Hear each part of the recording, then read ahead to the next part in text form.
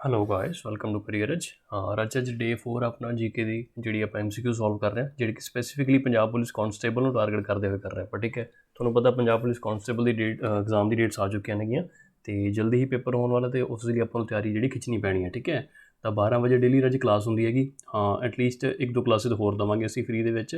ਠੀਕ ਹੈ, ਉਸ ਤੋਂ ਬਾਅਦ ਜੋ ਅਗਰ ਤੁਸੀਂ ਪੇਡ ਬੈਚ ਜੁਆਇਨ ਕਰਨਾ ਤਾਂ 28 ਜੂਨ ਤੋਂ ਰਾਜੇ ਪੇਡ ਬੈਚ ਸਟਾਰਟ ਹੋ ਰਿਹਾ। ਤੁਸੀਂ ਇਹ ਬੈਚ ਜੁਆਇਨ ਕਰ ਸਕਦੇ ਹੋ ਅਗਰ ਤੁਸੀਂ ਪੰਜਾਬ ਪੁਲਿਸ 'ਚ ਕਾਂਸਟੇਬਲ ਭਰਤੀ ਹੋਣਾ। ਠੀਕ ਹੈ ਜੀ, ਸਟਾਰਟ ਕਰਦੇ ਹਾਂ ਰਾਜੇ। Which articles of the constitution of India provide for cooperation between states. ਜਿਹੜੀਆਂ ਵੱਖ-ਵੱਖ ਸਟੇਟਸ ਨੇ ਰਾਜੇ, ਉਹਨਾਂ ਦੇ ਵਿੱਚ ਕੋਆਪਰੇਸ਼ਨ ਦੀ ਲੋੜ ਪੈਂਦੀ ਹੈ। ਠੀਕ ਹੈ, ਹੁਣ ਦੇਖੋ ਪੰਜਾਬ ਹੈਗਾ, ਹਰਿਆਣਾ ਹੈਗਾ। ਠੀਕ ਹੈ, ਅਤੇ ਕਈ ਡਿਸਪਿਊਟਸ ਹੋ ਸਕਦੇ ਨੇ ਸਟੇਟਸ ਦੇ ਵਿੱਚ। ਠੀਕ ਹੈ, ਤਾਂ ਇਹਨਾਂ ਡਿਸਪਿਊਟਸ ਨੂੰ ਸੁਲਝਾਉਣ ਵਾਸਤੇ ਤਾਂ ਇੱਕ ਆਪਣੇ ਕੋਲ ਸਿਸਟਮ ਹੈਗਾ ਆਪਣੇ ਸੰਵਿਧਾਨ ਦੇ ਵਿੱਚ ਕਿ ਸਟੇਟਸ ਕੋਆਪਰੇਟ ਕਰ ਸਕਣ। ਇੱਕ ਆਪਣੇ ਕੋਲ ਐਸੀ ਬਾਡੀ ਹੈਗੀ ਹੈ, ਇੱਕ ਐਸੀ ਇੰਸਟੀਟਿਊਸ਼ਨ ਹੈਗਾ ਵੀ ਜਿੱਥੇ ਬੈਠ ਕੇ ਸਟੇਟਸ ਆਪਣਾ ਡਿਸਪਿਊਟਸ ਸੋਲਵ ਕਰ ਸਕਦੇ ਨੇ। ਠੀਕ ਹੈ, ਤਾਂ ਉਹਨਾਂ ਦੇ ਵਿੱਚੋਂ ਇੱਕ ਆਰਟੀਕਲ ਦੱਸਣਾ ਆਪਾਂ ਨੇ ਕਿਹੜਾ ਆਰਟੀਕਲ ਉਸ ਚੀਜ਼ ਦਾ ਰਾਜੇ ਹੈਗਾ। ਤਾਂ ਆਰਟੀਕਲ 32 ਦੇ ਵਿੱਚ ਕੀ ਹੈ ਰਾਜੇ, ਆਪਾਂ ਪੜ੍ਹੇ ਸੀ ਫੰਡਾਮੈਂਟਲ ਰਾਈਟਸ ਹੈ, ਤਾਂ ਇਹ ਤਾਂ ਨਹੀਂ ਆਊਗਾ। ਠੀਕ ਹੈ, ਆਰਟੀਕਲ 360 ਦੇ ਵਿੱਚ ਕੀ ਹੈ ਰਾਜੇ, ਫਾਈਨੈਂਸ਼ੀਅਲ ਐਮਰਜੈਂਸੀ ਹੈ।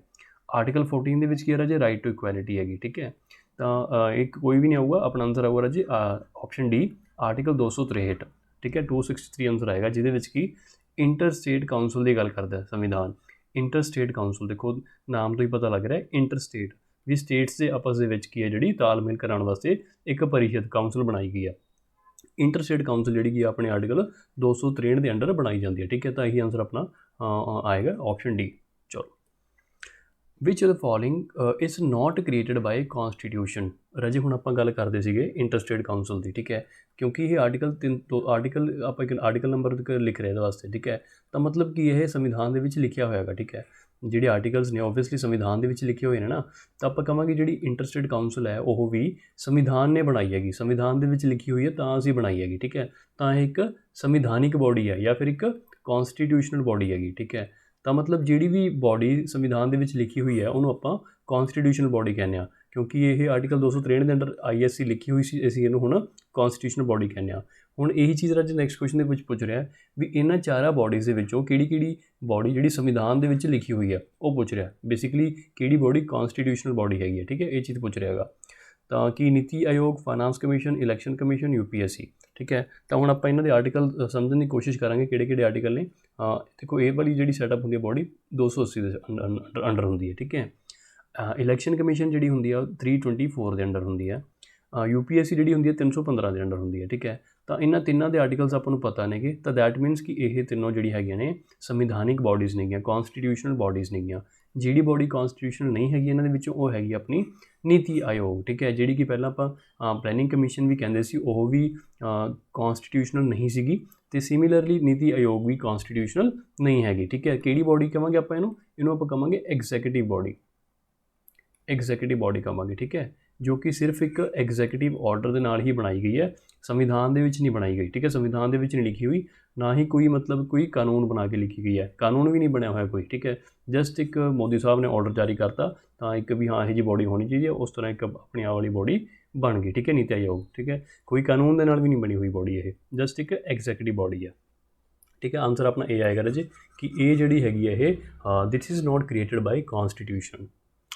ਦ constitution of India is parliamentary because ਆਪਣਾ ਜਿਹੜਾ ਸੰਵਿਧਾਨ ਰਾਜੇ ਜਾਂ ਆਪਣਾ ਜਿਹੜਾ ਪੋਲੀਟੀਕਲ ਸੈਟਅਪ ਹੈ that is a parliamentary form of government, ਕਿਉਂਕਿ ਆਪਣੇ ਦੇਸ਼ ਦੇ ਵਿੱਚ ਪਾਰਲੀਮੈਂਟ ਹੈਗੀ ਹੈ। ਠੀਕ ਹੈ, ਅਤੇ ਜਿਹੜੀ ਆਪਣੀ ਸਰਕਾਰ ਬਣਦੀ ਹੈ ਰਾਜੇ, ਸਰਕਾਰ ਬਣਦੀ ਹੈ ਉਹ ਵੀ ਦੇਖੋ ਪਾਰਲੀਮੈਂਟ ਦੇ ਵਿੱਚੋਂ ਹੀ ਬਣਦੀ ਹੈ। ਜਿਹੜੇ MPs ਨੇਗੇ, ਤਾਂ ਜਿਹੜੇ ਇਹ ਵਾਲੇ MPs ਨੇ ਇਹਨਾਂ ਦੇ ਵਿੱਚੋਂ ਹੀ ਸਰਕਾਰ ਬਣਦੀ ਹੈਗੀ। ਠੀਕ ਹੈ, ਤਾਂ ਆਪਾਂ ਕਹਿੰਦੇ ਕਿ ਆਪਣੀ ਇੱਕ ਪਾਰਲੀਮੈਂਟਰੀ ਫਾਰਮ ਆਫ ਗਵਰਨਮੈਂਟ ਹੈਗੀ। ਠੀਕ ਹੈ, ਉਸ ਦਾ ਇੱਕ ਬੇਸਿਕ ਕੌਨਸੈਪਟ ਇਹ ਹੈ ਰਾਜੇ ਕਿ ਜਿਹੜੀ ਇਹ ਸਰਕਾਰ ਆਪਾਂ ਪਹਿਲਾਂ ਵੀ ਸ਼ਾਇਦ ਡਿਸਕਸ ਕਰ ਚੁੱਕੇ ਹਾਂ, ਜਿਹੜੀ ਇਹ ਸਰਕਾਰ ਬੈਠੀ ਹੈ, ਮੰਤਰੀ ਮੰਡਲ ਬੈਠਾ ਹੈ, ਦੈਟ ਇਜ਼ ਜਵਾਬਦੇਹ to, that is accountable to all the MPs, ਚਾਹੇ ਉਹ ਰੂਲਿੰਗ ਪਾਰਟੀ ਦੇ ਨੇ ਚਾਹੇ ਓਪੋਜੀਸ਼ਨ ਪਾਰਟੀ ਦੇ ਨੇ, ਸਾਰੇ ਦੇ ਸਾਰੇ MPs ਨੂੰ ਉਹ ਜਿਹੜੀ ਸਰਕਾਰ ਬੈਠੀ ਹੈ, ਮੋਦੀ ਸਾਹਿਬ ਬੈਠੇ ਨੇ ਜਾਂ ਹੋਰ ਜਿਹੜੇ ਮੰਤਰੀ ਬੈਠੇ ਨੇ, ਸਾਰੇ ਉਹਨੂੰ ਜਵਾਬਦੇਹ ਨੇ। ਕਿਹਨੂੰ? MPs ਨੂੰ ਜਾਂ ਫਿਰ ਲੋਕ ਸਭਾ ਨੂੰ। ਠੀਕ ਹੈ, ਤਾਂ ਇਹ ਜਿਹੜਾ ਇੱਕ ਇੰਪੋਰਟੈਂਟ ਪ੍ਰਿੰਸੀਪਲ ਹੈ ਇੱਕ ਪਾਰਲੀਮੈਂਟਰੀ ਫਾਰਮ ਆਫ ਗਵਰਨਮੈਂਟ ਦਾ, ਕਿ ਜਿਹੜੀ ਸਰਕਾਰ ਹੈ ਉਹ ਪਾਰਲੀਮੈਂਟ ਨੂੰ ਜਵਾਬਦੇਹ ਹੁੰਦੀ ਹੈ। ਠੀਕ ਹੈ, ਇਹ ਇੱਕ ਬਹੁਤ ਵੱਡਾ ਕੌਨਸੈਪਟ ਹੈ। ਜੇ ਆਪਾਂ ਗੱਲ ਕਰੀਏ ਰਾਜੇ ਅਮਰੀਕਾ ਦੀ, ਅਮਰੀਕਾ ਦੇ ਵਿੱਚ ਕਿਹੜਾ ਸਿਸਟਮ ਹੈ? Presidential system.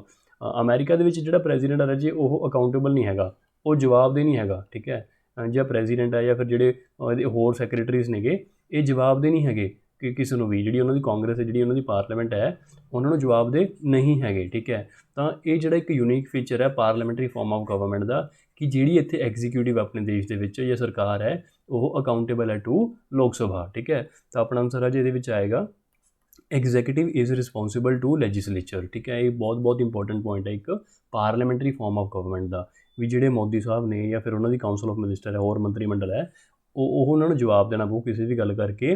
ਕਿਸ ਨੂੰ ਜਵਾਬ ਦੇਣਾ ਪਊਗਾ ਰਾਜੇ? ਲੋਕ ਸਭਾ ਨੂੰ, ਜਾਂ ਫਿਰ ਕਹਿ ਸਕਦੇ ਪਾਰਲੀਮੈਂਟ ਨੂੰ। ਠੀਕ ਹੈ, ਤਾਂ ਇੱਕ ਬਹੁਤ ਇੰਪੋਰਟੈਂਟ ਪੁਆਇੰਟ ਹੈਗਾ ਇਹ। ਠੀਕ ਹੈ, ਹਾਂ, ਬੇਸਿਕਲੀ ਆਰਟੀਕਲ 75 ਦੇ ਵਿੱਚ ਇਹ ਚੀਜ਼ ਆ ਜਾਂਦੀ ਹੈ, ਕਵਰ ਹੋ ਜਾਂਦੀ ਹੈ। ਠੀਕ ਹੈ, ਚਲੋ the word procedure established by law.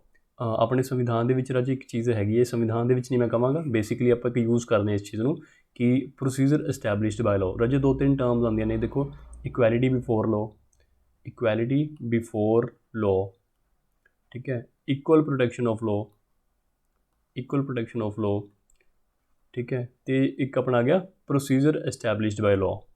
ਠੀਕ ਹੈ, ਇਹ ਤਿੰਨ ਬੇਸਿਕਲੀ ਤਿੰਨ ਡਿਫਰੈਂਟ ਫਰੇਜ਼ਸ ਨੇਗੇ। ਠੀਕ ਹੈ, ਇਹ ਆਪਾਂ ਨੇ ਡਿਫਰੈਂਟ ਕੰਟਰੀਜ਼ ਤੋਂ ਬੋਰੋ ਕੀਤੇ ਨੇਗੇ। ਠੀਕ ਹੈ, ਜਿਹੜਾ ਰਾਜੇ ਹੈਗਾ ਇਕੁਐਲਿਟੀ ਬਿਫੋਰ ਲਾਅ, ਇਹ ਤਾਂ ਆਪਾਂ ਬੋਰੋ ਕੀਤਾ ਰਾਜੇ UK ਤੋਂ, ਇਕੁਐਲਿਟੀ ਬਿਫੋਰ ਲਾਅ। ਠੀਕ ਹੈ, ਜਿਹੜਾ ਹੈਗਾ ਇਕੁਅਲ ਪ੍ਰੋਟੈਕਸ਼ਨ ਆਫ ਲਾਅ, ਇਹ ਅਸੀਂ ਬੋਰੋ ਕੀਤਾ ਰਾਜੇ USA ਤੋਂ। ਅਤੇ ਜਿਹੜਾ ਆਪਾਂ ਨੂੰ ਪੁੱਛਿਆ ਗਿਆ ਰਾਜੇ ਪ੍ਰੋਸੀਜਰ ਐਸਟੈਬਲਿਸ਼ਡ ਬਾਈ ਲਾਅ, ਇਹ ਆਪਾਂ ਨੇ ਬੋਰੋ ਕੀਤਾ ਰਾਜੇ ਜਾਪਾਨ ਤੋਂ। ਤੁਸੀਂ ਤਿੰਨੇ ਫਰੇਜ਼ਸ ਨੋਟ ਕਰ ਸਕਦੇ ਹੋ, equality before law, equal protection of law, procedure established by law. ਠੀਕ ਹੈ, ਇਹ ਅਸੀਂ ਡਿਫਰੈਂਟ ਕੰਟਰੀਜ਼ ਤੋਂ ਬੋਰੋ ਕੀਤੇ ਨੇ। ਹੁਣ ਇਹਨਾਂ ਦੇ ਮੀਨਿੰਗਸ ਕੀ ਨੇ ਰਾਜੇ? ਹੁਣ ਜਦੋਂ ਆਪਾਂ ਕਲਾਸ ਦੇ ਵਿੱਚ ਪੜ੍ਹਦੇ ਹੁੰਦੇ ਹਾਂ ਤਾਂ ਇਹਨਾਂ ਦੇ ਸਾਰੇ ਡਿਟੇਲ ਦੇ ਵਿੱਚ ਮੀਨਿੰਗ ਕਰਦੇ ਹਾਂ, ਇੱਥੇ ਸਮਝਾਉਣਾ ਪੋਸੀਬਲ ਨਹੀਂ ਹੋਏਗਾ, ਬਿਕਾਜ਼ ਇਹੀ 15-20 ਮਿੰਟਾਂ ਦਾ ਘੱਟੋ ਘੱਟ ਇਹੀ ਟੌਪਿਕ ਹੈਗਾ। ਠੀਕ ਹੈ, ਤਾਂ ਕਲਾਸ ਦੇ ਵਿੱਚ ਆਪਾਂ ਡਿਟੇਲ ਦੇ ਵਿੱਚ ਕਰਦੇ ਹੁੰਦੇ ਹਾਂ। ਠੀਕ ਹੈ, ਚਲੋ ਬਾਕੀ ਤੁਸੀਂ ਉਹਦਾ ਸਕਰੀਨਸ਼ਾਟ ਲੈ ਲਓ, ਅਤੇ ਇੰਪੋਰਟੈਂਟ ਹੈ ਕਾਫੀ, ਤਿੰਨੇ ਫਰੇਜ਼ਸ ਇੰਪੋਰਟੈਂਟ ਨੇ ਵੀ ਕਿਹੜੇ ਕੰਟਰੀਜ਼ ਤੋਂ ਬੋਰੋ ਕੀਤੇ ਨੇ। ਦੁਬਾਰਾ ਬੋਲ ਦਿੰਦਾ ਮੈਂ, equality before law, equal protection of law, ਅਤੇ ਪ੍ਰੋਸੀਜਰ ਐਸਟੈਬਲਿਸ਼ਡ ਬਾਈ ਲਾਅ। ਚਲੋ डायरकी, डायरकी के अंदर राजे, डायरकी मतलब ड्यूल रूल, डाय मतलब ड्यूल, आरकी मतलब रूल, ड्यूल रूल, दो दा rule. That was introduced at the provincial level, state level के उपर डायरकी किहड़े एक्ट दे नाल इंट्रोड्यूस हुई सी राजे? तुहानूं पता राजे अपने देश दे विच जिहड़े ब्रिटिश सरकार कई एक्ट्स लैके आई सी। ठीक है, Indian council act 1892, government of India act 1919, 1935, 1909।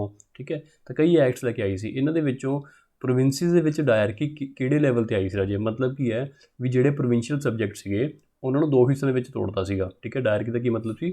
2 ਹਿੱਸਿਆਂ ਦੇ ਵਿੱਚ ਤੋੜਤਾ ਸੀ, 2 ਸਬਜੈਕਟਸ ਦੇ ਵਿੱਚ। ਇੱਕ ਤਾਂ ਸੀਗਾ ਰਿਜ਼ਰਵਡ ਸਬਜੈਕਟ, ਇੱਕ ਸੀਗਾ ਟਰਾਂਸਫਰਡ ਸਬਜੈਕਟ।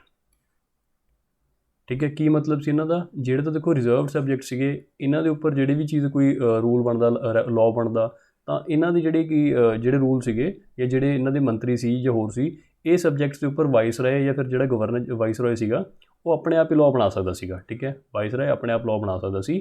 ਬਟ ਜਿਹੜੇ ਟਰਾਂਸਫਰਡ ਸਬਜੈਕਟ ਸੀਗੇ ਇਹਨਾਂ ਦੇ ਉੱਪਰ ਜਿਹੜਾ ਲਾਅ ਬਣਦਾ ਸੀ, ਜਿਹੜੇ ਮੰਤਰੀ ਸੀ ਜਾਂ ਜਿਹੜੇ ਮੈਂਬਰ ਸੀਗੇ ਉਹ ਲਾਅ ਬਣਾਉਂਦੇ ਸੀਗੇ, ਉਹ ਮੰਤਰੀ ਜਿਹੜੇ ਮੈਂਬਰ ਸੀ ਉਹ ਜਵਾਬਦੇਹ ਸੀਗੇ, ਦੇ ਵਰ ਅਕਾਊਂਟੇਬਲ। ਠੀਕ ਹੈ, ਤਾਂ ਮਤਲਬ ਜਿਹੜੇ ਟਰਾਂਸਫਰਡ ਸੀ, ਮਤਲਬ ਸਰਕਾਰ ਨੇ ਆਪਣੇ ਇੰਡੀਅਨਸ ਨੂੰ ਕਹਿ ਸਕਦੇ ਆਪਾਂ, ਜਾਂ ਫਿਰ ਜਿਹੜੇ ਆਪਣੇ ਚੁਣੇ ਹੋਏ ਮੈਂਬਰਸ ਸੀਗੇ, ਇਲੈਕਟਡ ਮੈਂਬਰ ਸੀ, ਉਹਨਾਂ ਨੂੰ ਪਾਸ ਔਨ ਕਰਤਾ। ਠੀਕ ਹੈ, ਦੇਖੋ 2 ਤਰ੍ਹਾਂ ਦੇ ਕੀ ਹੁੰਦਾ ਰਾਜੇ, ਲਾਅ ਮੇਕਿੰਗ ਹੁੰਦੀ ਹੈ ਨਾ, ਕੋਈ ਕਾਨੂੰਨ ਬਣਾਉਣਾ, ਕੋਈ ਰੈਗੂਲੇਸ਼ਨ ਬਣਾਉਣੀ ਹੈਗੀ। ਠੀਕ ਹੈ, ਤਾਂ ਡਿਫਰੈਂਟ ਸਬਜੈਕਟਸ ਦੇ ਉੱਪਰ ਡਿਵਾਈਡ ਕਰਦੇ ਨੇ। ਹੁਣ ਜਿਵੇਂ ਆਪਾਂ ਅੱਜ ਵੀ ਕਰਦੇ ਹਾਂ 7th ਸ਼ਡਿਊਲ ਦੇ ਵਿੱਚ, union list, state list, concurrent list, ਹੈ ਨਾ, ਇਹ ਅੱਜ ਵੀ ਕਰਦੇ ਹਾਂ। ਤਾਂ ਡਿਫਰੈਂਟ ਸਬਜੈਕਟਸ ਆਪਾਂ ਡਿਵਾਈਡ ਕਰ ਦਿੰਦੇ ਹਾਂ। ਉਸੇ ਤਰ੍ਹਾਂ ਉਹਨਾਂ ਨੇ ਪ੍ਰੋਵਿੰਸ਼ੀਅਲ ਲੈਵਲ 'ਤੇ ਸਬਜੈਕਟਸ ਡਿਵਾਈਡ ਕਰਤੇ ਸੀਗੇ। ਠੀਕ ਹੈ, ਕੁਝ ਸਬਜੈਕਟ ਐਸੇ ਸੀਗੇ ਜਿਵੇਂ ਕਿ ਫਾਈਨਾਂਸ ਹੋ ਗਿਆ। ਠੀਕ ਹੈ, ਫਾਈਨਾਂਸ ਦੇ ਵਿੱਚ ਹੁਣ ਉਹ ਸਾਨੂੰ ਇੰਡੀਅਨਸ ਨੂੰ ਜ਼ਿਆਦਾ ਪਾਵਰ ਨਹੀਂ ਦਿੰਦੇ ਹੈਗੇ, ਓਬਵੀਅਸਲੀ ਗੱਲ ਹੈ, ਬ੍ਰਿਟਿਸ਼ ਸਰਕਾਰ ਸੀ ਜਿਹੜੀ, ਸਾਨੂੰ ਜ਼ਿਆਦਾ ਪਾਵਰ ਨਹੀਂ ਦਿੱਤੀ, ਤਾਂ ਇਹੋ ਜਿਹੇ ਸਬਜੈਕਟ ਉਹਨਾਂ ਨੇ ਆਪਣੇ ਵਾਸਤੇ ਰਿਜ਼ਰਵ ਰੱਖ ਲਏ। ਕੁਝ ਟਰਾਂਸਫਰਡ ਸਬਜੈਕਟ ਜਿਵੇਂ ਆਪਣਾ ਲੋਕਲ ਸੈਲਫ ਗਵਰਨਮੈਂਟ ਹੋ ਗਈ। ਠੀਕ ਹੈ, ਇਹੋ ਜਿਹੇ ਸਬਜੈਕਟ ਸਾਨੂੰ ਦੇਤੇ ਵੀ ਤੁਸੀਂ ਇਹਨਾਂ ਦੇ ਜਿਹੜੀ ਹੈ ਕਿ ਆਪਣੇ ਆਪ ਤੁਸੀਂ ਕਰ ਸਕਦੇ ਹੋ। ਠੀਕ ਹੈ, ਤਾਂ ਇਹ ਜਿਹੜਾ ਡਿਊਲ ਰੂਲ ਇੱਕ ਤਰ੍ਹਾਂ ਦਾ ਲੈ ਕੇ ਆਉਂਦਾ। ਠੀਕ ਹੈ, ਤਾਂ ਕਿਹੜੇ ਐਕਟ ਦੇ ਨਾਲ ਲੈ ਕੇ ਆਉਂਦਾ ਜੀ? ਆਪਣੇ ਇਹ ਆਰਟੀਕਲ, ਇਹ ਐਕਟ ਆਫ 1919 ਦੇ ਵਿੱਚ ਅਸੀਂ ਲੈ ਕੇ ਆਉਂਦੀ ਇਹ ਚੀਜ਼। ਠੀਕ ਹੈ, ਬਹੁਤ ਇੰਪੋਰਟੈਂਟ ਕੁਐਸਚਨ ਹੈ, ਹਰ ਛੋਟੇ ਵੱਡੇ ਐਗਜ਼ਾਮ ਦੇ ਵਿੱਚ ਇਹ ਕੁਐਸਚਨ ਆਉਂਦਾ ਹੈਗਾ ਕਿ ਪ੍ਰੋਵਿੰਸ਼ੀਅਲ ਲੈਵਲ 'ਤੇ ਡਾਇਰਕੀ ਜਿਹੜੀ ਸੀਗੀ ਉਹ ਅਸੀਂ 1919 ਐਕਟ ਦੇ ਵਿੱਚ ਲੈ ਕੇ ਆਂਦੀ। ਜੇ ਪੁੱਛ ਰਿਹਾ ਜੇ ਫੈਡਰਲ ਲੈਵਲ 'ਤੇ ਜਾਂ ਫਿਰ ਸੈਂਟਰਲ ਲੈਵਲ 'ਤੇ ਕਦੋਂ ਲੈ ਕੇ ਆਂਦੀ? ਸੈਂਟਰਲ ਲੈਵਲ 'ਤੇ ਆਪਾਂ ਨੇ ਡਾਇਰਕੀ ਲੈ ਕੇ ਆਂਦੀ ਰਾਜੇ 1935 ਵਾਲੇ ਐਕਟ ਦੇ ਵਿੱਚ। ਠੀਕ ਹੈ, ਇਹ ਵੀ ਇੰਪੋਰਟੈਂਟ ਹੈ। ਦੇਖੋ ਇਹ ਤਾਂ ਹੈਗਾ ਪ੍ਰੋਵਿੰਸ਼ੀਅਲ ਲੈਵਲ 'ਤੇ, ਮਤਲਬ ਸਟੇਟ ਲੈਵਲ 'ਤੇ। ਸਟੇਟ ਲੈਵਲ 'ਤੇ ਡਾਇਰਕੀ ਕਦੋਂ ਆਈ? 1919 ਦੇ ਵਿੱਚ। ਸੈਂਟਰਲ ਲੈਵਲ 'ਤੇ ਡਾਇਰਕੀ ਕਦੋਂ ਆਈ? 1935 ਦੇ ਵਿੱਚ। ਠੀਕ ਹੈ ਜੀ, ਆਈ ਹੋਪ ਕਲੀਅਰ ਹੋ ਗਿਆ। Objective resolution in constituent assembly was moved by. राजी एक अपने को डॉकूमेंट आता है ऑब्जेक्टिव रेजोल्यूशन। ठीक है, हुण तुहानूं कॉन्स्टिट्यूएंट असैंबली का भी पता होना, जिहड़ी जिन्हें कि साडी संविधान बनाने दे विच हैल्प की। ठीक है, या बनाया बेसिकली। तो यदी पहली मीटिंग कदों राजे 9 दिसंबर 1946 ਇਹ ਬਹੁਤ ਇੰਪੋਰਟੈਂਟ ਡੇਟ ਹੈਗੀ, ਠੀਕ ਹੈ। ਜਿਹੜੀ ਇਹ ਅਸੈਂਬਲੀ ਬਣੀ ਸੀਗੀ ਇਹਨਾਂ ਦੀ ਪਹਿਲੀ ਮੀਟਿੰਗ 9 ਦਸੰਬਰ 1946 ਨੂੰ ਸੀਗੀ, ਠੀਕ ਹੈ। ਉਸ ਤੋਂ 4 ਦਿਨ ਬਾਅਦ ਰਾਜੇ 13 ਦਸੰਬਰ ਨੂੰ ਇੱਕ ਡਾਕੂਮੈਂਟ ਮੂਵ ਕੀਤਾ ਗਿਆ, ਆਬਜੈਕਟਿਵ ਰੈਜ਼ੋਲੂਸ਼ਨ। ਕੀ ਮਤਲਬ ਸੀ ਇਹਦੇ ਵਿੱਚ ਕਿ ਜਿਹੜਾ ਅਸੀਂ ਸੰਵਿਧਾਨ ਬਣਾਉਣ ਜਾ ਰਹੇ ਹਾਂ, ਦੇਖੋ ਪਹਿਲੀ ਮੀਟਿੰਗ ਹਲੇ ਹੋਣੀ ਹੋਈ ਹੈ, ਹਲੇ ਨਵਾਂ ਕੰਮ ਸਟਾਰਟ ਹੋਇਆ, ਤਾਂ ਇਸ ਡਾਕੂਮੈਂਟ ਦੇ ਵਿੱਚ ਇੱਕ ਪ੍ਰਸਤਾਵ ਰੱਖਿਆ ਗਿਆ ਕਿ ਜਿਹੜਾ ਅਸੀਂ ਸੰਵਿਧਾਨ ਬਣਾਉਣ ਜਾ ਰਹੇ ਹਾਂ ਉਹਦੇ ਵਿੱਚ ਕੀ ਅਸੀਂ ਚੀਜ਼ਾਂ ਉਮੀਦ ਕਰਦੇ ਹਾਂ। ਇਕੁਐਲਿਟੀ ਹੋਣੀ ਚਾਹੀਦੀ ਹੈ, ਫਰੈਟਰਨਿਟੀ ਹੋਣੀ ਚਾਹੀਦੀ ਹੈ, ਭਾਈਚਾਰਾ ਹੋਣਾ ਚਾਹੀਦਾ ਹੈ ਨਾ, ਸਾਰਿਆਂ ਦੀ ਬਰਾਬਰੀ ਹੋਣੀ ਚਾਹੀਦੀ ਹੈ, ਫਰੀਡਮ ਹੋਣੀ ਚਾਹੀਦੀ ਹੈ। ਤਾਂ ਮਤਲਬ ਇਹੋ ਜਿਹੀਆਂ ਚੀਜ਼ਾਂ ਵੀ ਅਸੀਂ ਸੰਵਿਧਾਨ ਦੇ ਵਿੱਚ ਕੀ ਚਾਹੁੰਦੇ ਹਾਂ, ਠੀਕ ਹੈ। ਆਬਜੈਕਟਿਵ, ਸਾਡਾ ਆਬਜੈਕਟਿਵ ਕੀ ਹੈ, ਸਾਡਾ ਟੀਚਾ ਕੀ ਹੈਗਾ, ਇਹੋ ਜਿਹਾ ਇੱਕ ਪ੍ਰਸਤਾਵ ਪਾਸ ਕੀਤਾ ਗਿਆ, ਉਹਨੂੰ ਅਸੀਂ ਆਬਜੈਕਟਿਵ ਰੈਜ਼ੋਲੂਸ਼ਨ ਕਹਿੰਦੇ ਹਾਂ, ਠੀਕ ਹੈ। ਔਰ ਇਹੀ ਪੁੱਛ ਰਿਹਾ ਜੇ ਕਿਹੜੇ ਮੈਂਬਰ ਨੇ ਇਹ ਰੈਜ਼ੋਲੂਸ਼ਨ ਮਤਲਬ ਮੂਵ ਕੀਤੀ, ਕਿਹੜੇ ਨੇ ਮੂਵ ਕੀਤੀ, ਤਾਂ ਉਹਦਾ ਆਨਸਰ ਆਏਗਾ ਜੇ ਆਪਣਾ ਜਵਾਹਰ ਲਾਲ ਨਹਿਰੂ ਸਾਹਿਬ ਨੇ ਜਿਹੜਾ ਰੈਜ਼ੋਲੂਸ਼ਨ ਮੂਵ ਕੀਤੀ। ਔਰ ਇੱਕ ਚੀਜ਼ ਇਹਦੇ ਵਾਸਤੇ ਹੋਰ ਵੀ ਇੰਪੋਰਟੈਂਟ ਹੈ ਕਿ ਅੱਜ ਦਾ ਜਿਹੜਾ ਸਾਡਾ ਪ੍ਰੀਐਂਬਲ ਹੈ ਰਾਜੇ,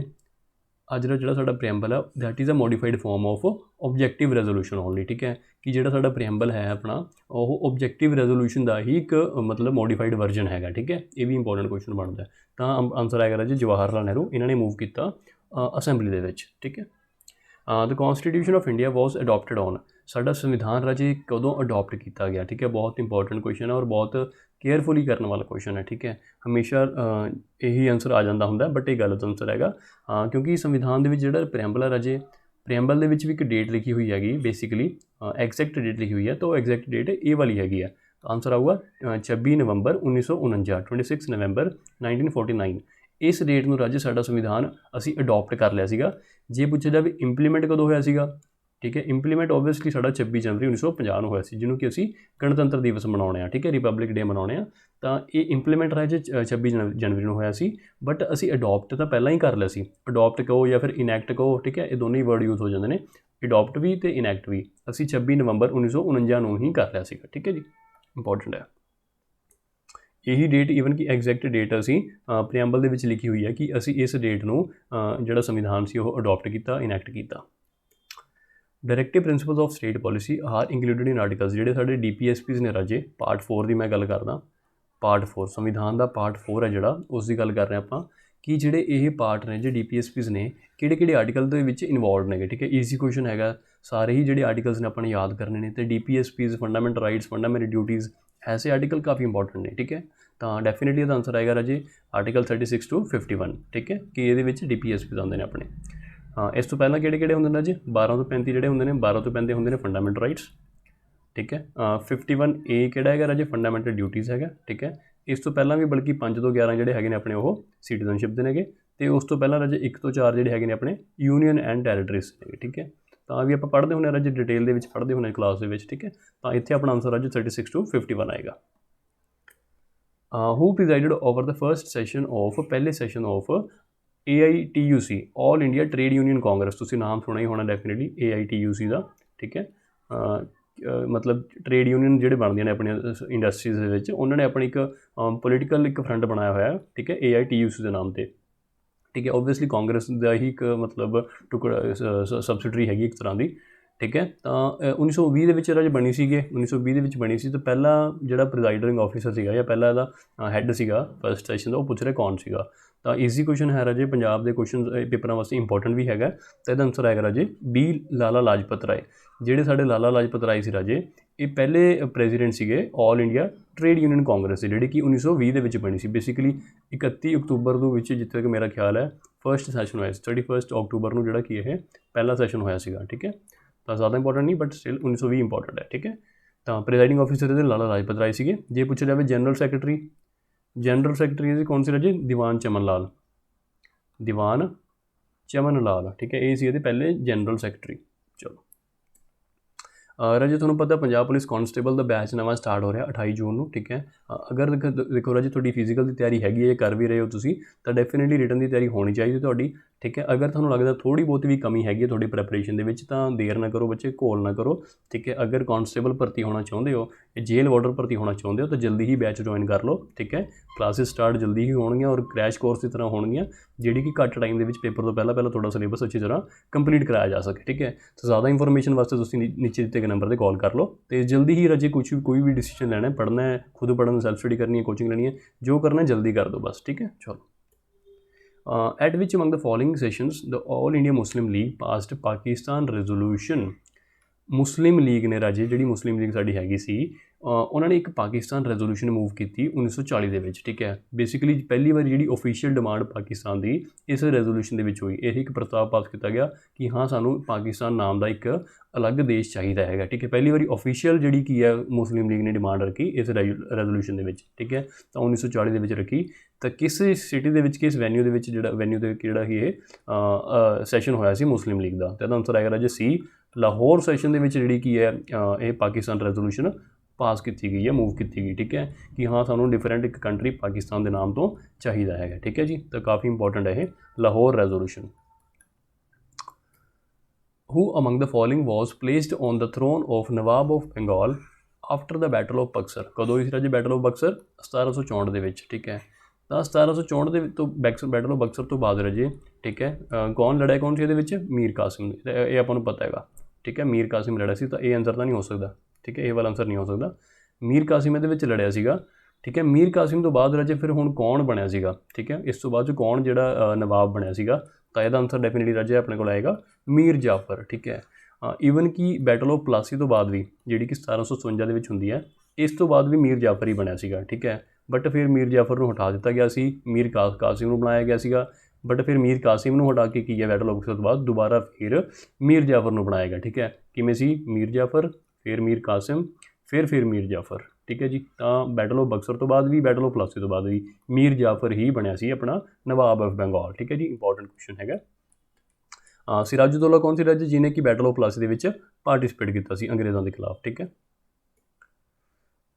Lord William Bentinck is credited or for which of the following in Indian history? William Bentinck ਬਾਰੇ ਪੁੱਛ ਰਿਹਾ ਰਾਜੇ। ਇਹਨਾਂ ਦਾ ਟਾਈਮ ਪੀਰੀਅਡ ਕੀ ਸੀਗਾ? 1828 ਤੋਂ ਲੈ ਕੇ 1835, ਜਦੋਂ ਕਿ ਸਾਡੇ ਇਹ ਗਵਰਨਰ ਜਨਰਲ ਰਹੇ ਨੇ, ਠੀਕ ਹੈ।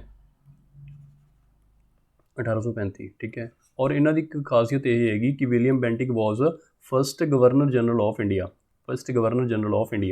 ਇਸ ਤੋਂ ਪਹਿਲਾਂ ਜਿਹੜਾ ਗਵਰਨਰ ਜਨਰਲ ਸੀ ਰਾਜੇ ਉਹ ਬੰਗਾਲ ਦਾ ਸੀਗਾ, ਠੀਕ ਹੈ। ਇਸ ਤੋਂ ਪਹਿਲਾਂ ਜਿਹੜਾ ਪੋਸਟ ਸੀ ਉਹ ਗਵਰਨਰ ਜਨਰਲ ਆਫ ਬੰਗਾਲ ਦੀ ਸੀਗੀ, ਠੀਕ ਹੈ।